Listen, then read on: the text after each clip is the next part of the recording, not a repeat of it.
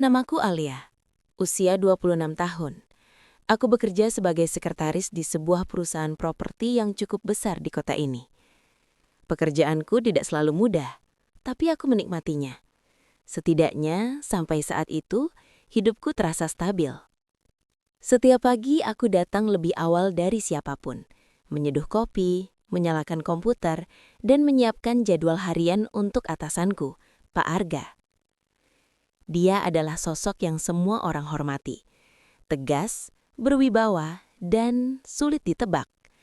Tapi di balik itu, dia juga seseorang yang perhatian, terutama padaku. Awalnya aku menganggap itu hal biasa.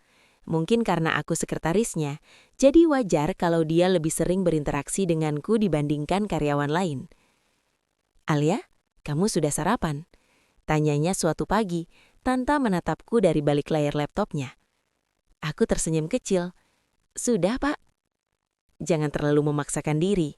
Kamu terlihat lelah akhir-akhir ini." Perhatian kecil seperti itu, entah kenapa terasa berbeda.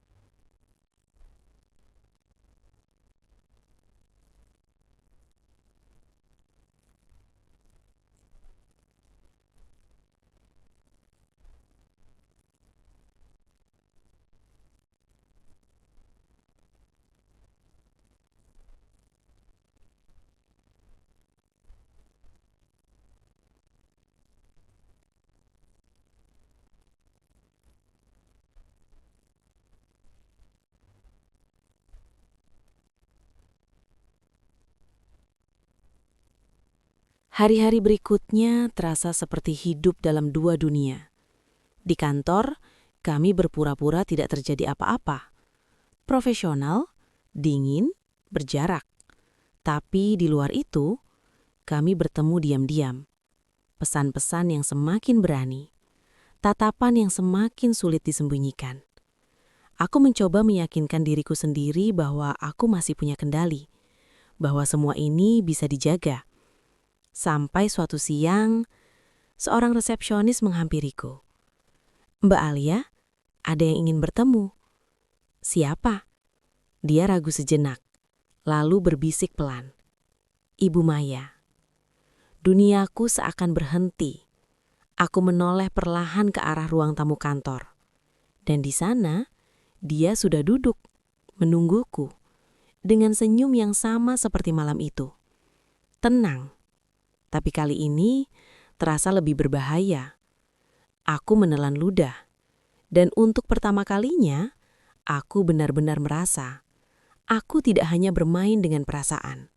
Aku sedang mempertaruhkan seluruh hidupku. Langkah kakiku terasa berat saat mendekati ruang tamu itu. Setiap detik terasa lebih lambat, seolah memberi waktu lebih lama untuk rasa takut berkembang di dalam dadaku. Dan di sana, dia masih duduk dengan tenang. Ibu Maya. Senyumnya tetap sama. Lembut di permukaan, tapi menyimpan sesuatu yang tidak bisa kuterjemahkan. "Alia ya?" Sapanya lebih dulu. Aku mengangguk pelan. "Iya, Bu." "Duduklah." Aku menurut, meski hatiku berteriak ingin pergi. Beberapa detik kami hanya saling menatap. Aku menunggu dia bicara, sementara pikiranku dipenuhi berbagai kemungkinan terburuk. "Aku tidak suka berputar-putar," katanya akhirnya. Nada suaranya tetap tenang, terlalu tenang. "Aku tahu tentang kamu." Jantungku seperti jatuh. Tanganku gemetar di atas pangkuan. Bu, saya bisa jelaskan." "Apa yang mau kamu jelaskan?" Potongnya lembut. "Bahwa semua ini tidak disengaja? Atau bahwa kamu tidak tahu dia sudah menikah?" Aku terdiam. Karena kali ini, aku tidak punya alasan. Dia menghela nafas pelan, lalu menyandarkan tubuhnya. "Kamu tahu, Alia, aku tidak akan marah seperti yang kamu bayangkan." Aku menatapnya, bingung. Aku hanya ingin tahu satu hal. Tatapannya menajam. "Kamu benar-benar mencintai suamiku? Atau kamu hanya tidak ingin kehilangan apa yang dia berikan?" Pertanyaan itu menamparku tanpa suara. Aku membuka mulut, lalu menutupnya kembali, karena aku sendiri tidak yakin dengan jawabannya. Suaraku bergetar. "Saya tidak pernah merencanakan ini, Bu." Jawab pertanyaanku. Air mataku mulai jatuh tanpa bisa kutahan. "Aku mencintainya." Hening. Untuk beberapa detik, tidak ada reaksi apapun dari wajahnya. Lalu, dia tersenyum tipis. Jujur, itu bagus. Tapi senyum itu tidak membuatku merasa lega. Justru sebaliknya. "Alia," lanjutnya, suaranya kini lebih pelan. "Aku tidak akan membuat keributan di kantor. Aku juga tidak akan mempermalukan kamu." Aku mengangkat wajahku perlahan. "Tapi ada satu hal yang harus kamu lakukan." Aku menahan nafas. "Pergi." Satu kata itu terasa sangat berat. Keluar dari hidup suamiku, keluar dari perusahaan ini, dan jangan pernah kembali. Air mataku mengalir semakin deras. Kalau tidak, dia berhenti sejenak. Tatapannya berubah dingin. "Aku yang akan memastikan kamu tidak punya tempat lagi di kota ini." Ancaman itu tidak diucapkan keras, tapi cukup untuk membuat seluruh tubuhku melemah. Aku menunduk, mencoba menahan tangis. "Kenapa Ibu tidak bicara langsung dengan Pak Arga?" Tanyaku lirih. Dia tersenyum lagi. "Karena keputusan sebenarnya ada di kamu." Aku terdiam. Dan untuk pertama kalinya, aku benar-benar merasa terpojok. Hari itu aku pulang lebih awal. Langit terlihat mendung, seolah mencerminkan isi kepalaku yang penuh dan kacau. Aku duduk di kamar, menatap kosong ke dinding. Pergi atau bertahan? Kalau aku pergi, semuanya selesai. Aku kehilangan pekerjaan, kehilangan dia, dan mungkin harus memulai dari nol. Tapi kalau aku bertahan, aku akan melawan seseorang yang jelas lebih kuat daripadaku. Dan mungkin kehilangan segalanya dengan cara yang lebih menyakitkan. Ponselku bergetar. Nama Pak Arga muncul di layar. Aku ragu, tapi akhirnya mengangkat. Alia, kamu kenapa? Aku dengar Maya datang ke kantor. Air mataku jatuh lagi. Dia sudah bicara denganku. Dia bilang apa? Aku terdiam sejenak. Dia menyuruhku pergi. Hening di seberang sana. Dan kamu mau menurutinya? Tanyanya pelan. Pertanyaan itu terasa seperti ujian terakhir. Aku memejamkan mata. Semua kenangan, semua perasaan, semua rasa bersalah bercampur menjadi satu. Aku tidak tahu jawabku jujur. Alia, suaraku bergetar. Lebih tegas sekarang. Aku bisa menyelesaikan ini. Kamu tidak perlu pergi. Bagaimana caranya? Dia terdiam. Dan dari keheningan itu, aku mendapatkan jawabannya. Tidak ada cara mudah. Tidak ada jalan tanpa konsekuensi. Alia, tetaplah di sini, katanya akhirnya. Tetaplah di sisiku. Air mataku mengalir tanpa henti. Karena aku tahu, kalau aku memilih itu, aku akan kehilangan diriku sendiri. Dan di saat itu, aku sadar, semua usaha untuk mempertahankan ini sudah gagal. Kini hanya tersisa satu pilihan terakhir. Pilihan paling sulit dalam hidupku. Malam itu terasa lebih panjang dari biasanya. Aku duduk sendirian di kamar, menatap ponsel yang sejak tadi tidak berhenti bergetar. Nama Pak Arga terus muncul di layar. Aku tidak menjawab. Untuk pertama kalinya, aku memilih diam. Bukan karena aku tidak peduli, tapi karena aku tahu, sekali saja aku mendengar suaranya, semua tekad yang susah payah aku bangun akan runtuh begitu saja. Air mataku jatuh perlahan. Aku mencintainya. Itu kenyataan yang tidak bisa aku pungkiri lagi. Tapi aku juga mulai menyadari sesuatu yang lebih penting. Aku mulai menghilangkan diriku sendiri. Keesokan harinya, aku datang ke kantor lebih awal dari biasanya. Bukan untuk bekerja, tapi untuk mengakhiri semuanya. Meja kerjaku masih sama. Rapi, tenang, seolah tidak pernah terjadi apa-apa. Padahal di dalam diriku, semuanya sudah berubah. Aku menarik nafas panjang. Lalu mulai menulis surat pengunduran diri. Setiap kata terasa berat, seolah-olah aku sedang memotong bagian dari hidupku sendiri. Saat aku selesai, pintu ruanganku terbuka. Alia, aku langsung mengenali suara itu. Tanganku menegang. Pelan-pelan aku berdiri dan menoleh. Pak Arga berdiri di sana. Wajahnya terlihat lelah, tapi matanya tetap sama, mencariku. "Kenapa kamu tidak menjawab teleponku?" tanyanya. Aku menggenggam surat di tanganku lebih erat. "Maaf Pak, saya butuh waktu." Dia melangkah mendekat. Aku khawatir. Kalimat itu dulu akan membuat hatiku hangat. Sekarang justru terasa seperti ujian. "Alia, kita bisa bicarakan ini baik-baik." Aku menggelengkan pelan. "Tidak Pak, kita sudah terlalu jauh." Dia terdiam. Tatapannya berubah. Lebih serius, lebih dalam. "Apa maksudmu?" Aku menarik nafas panjang.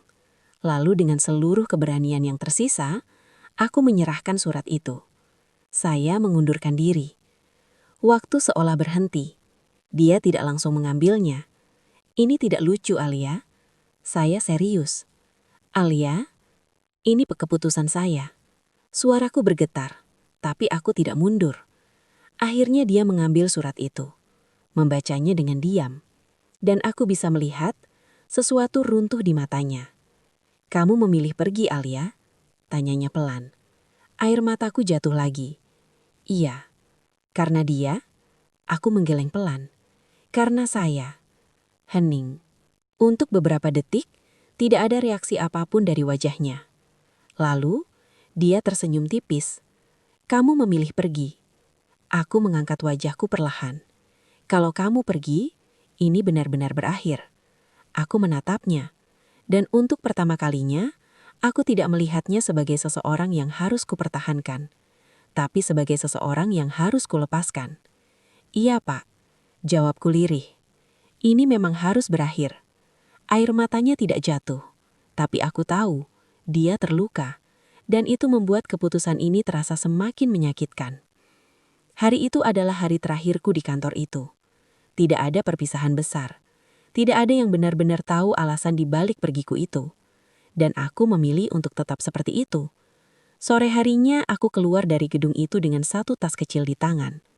Langit cerah, berbanding terbalik dengan perasaanku.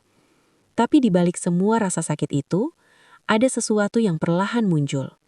Lega. Untuk pertama kalinya setelah sekian lama, aku merasa bebas. Beberapa bulan kemudian, hidupku memang... Suatu sore, saat aku sedang berjalan pulang, hujan turun tiba-tiba. Aku berteduh di halte kecil di pinggir jalan. Dan entah kenapa, momen itu mengingatkanku pada malam pertama semuanya berubah. Hujan, kesunyian, dan seseorang yang dulu membuatku merasa tidak sendiri. Aku tersenyum tipis, bukan karena ingin kembali ke masa itu, tapi karena akhirnya aku bisa mengingatnya tanpa rasa sakit yang menusuk. Aku pernah sangat mencintai seseorang. Bisikku pelan pada diriku sendiri. Dan itu tidak apa-apa. Untuk pertama kalinya, aku benar-benar berdamai. Beberapa hari kemudian, aku menerima kabar yang tidak kuduga. Dari seorang mantan rekan kerja. Alia, kamu sudah dengar belum? Dengar apa? Pak Arga mengundurkan diri. Aku terdiam. Sejak kapan? Baru-baru ini, katanya mau fokus ke keluarga. Jantungku berdegu pelan. Fokus ke keluarga. Aku tidak tahu harus merasa apa. Sedih? Lega? Atau hanya menerima? Dia baik-baik saja, tanyaku akhirnya. Katanya sih begitu. Istrinya juga masih di sampingnya. Aku mengangguk pelan meski dia tidak bisa melihatku. Setelah panggilan itu berakhir, aku duduk diam cukup lama. Tidak ada air mata, tidak ada penyesalan. Hanya perasaan tenang yang sulit dijelaskan. Mungkin ini memang akhir yang seharusnya. Dia kembali ke kehidupannya, dan aku melanjutkan hidupku. Tanpa saling mengganggu lagi. Malam itu sebelum tidur, aku menatap langit dari jendela kamarku. Banyak hal yang sudah terjadi. Banyak keputusan yang terasa salah, tapi ternyata membawaku ke tempat yang benar. Aku tersenyum kecil. Aku tidak menyesal. Bisikku pelan pada diriku sendiri. Karena dari semua yang terjadi, aku belajar satu hal penting. Cinta saja tidak cukup. Kadang, melepaskan adalah bentuk mencintai yang paling tulus. Dan aku sudah melakukannya. Aku sudah melepaskan.